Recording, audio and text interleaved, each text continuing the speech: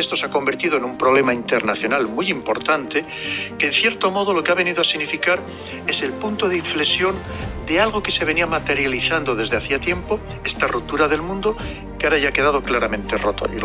Y que además, fíjate, aunque ahora se llega a algún acuerdo, y ojalá sea pronto, lo que hablamos, sobre todo para evitar el sufrimiento humano, que es lo que nos debe preocupar, la seguridad humana, aunque se llegue a algún acuerdo pronto, el gran contexto va a seguir ahí. Es decir, el enfrentamiento entre un mundo, que decimos occidental, liderado por los anglosajones a su vez, y muy particularmente por Estados Unidos, que ha dejado de existir.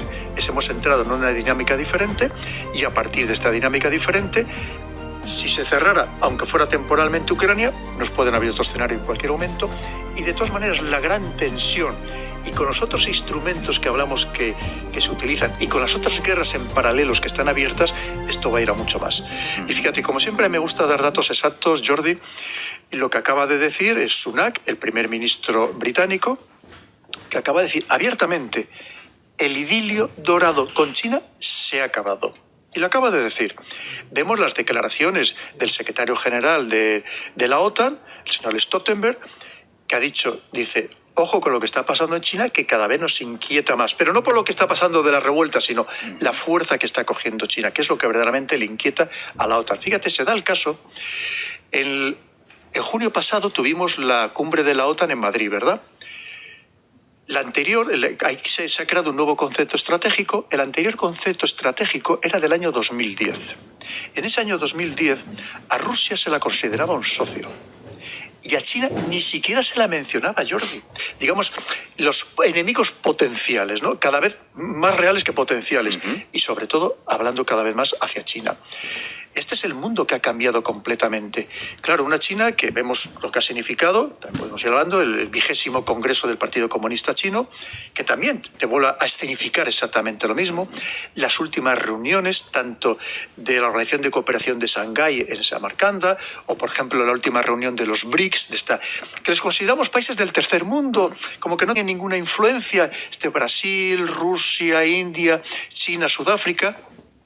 Y de repente no es que tengan influencia, aparte de que son más de la mitad de la población mundial, que se dice pronto, pero es que además de eso es que hay una docena de países que ya se han postulado para incorporarse a los BRICS. Que veamos cómo ya claramente el mundo se ha roto, y este mundo que había construido Estados Unidos, que había disfrutado Estados Unidos durante tantos años, y muy especialmente a partir de 1991, es que ya no existe. Fíjate, estamos dando noticias de último momento.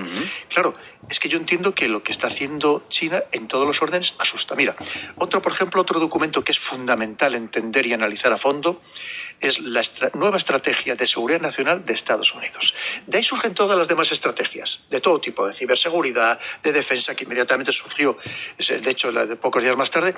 Esto pensemos que se publica el 14 de octubre.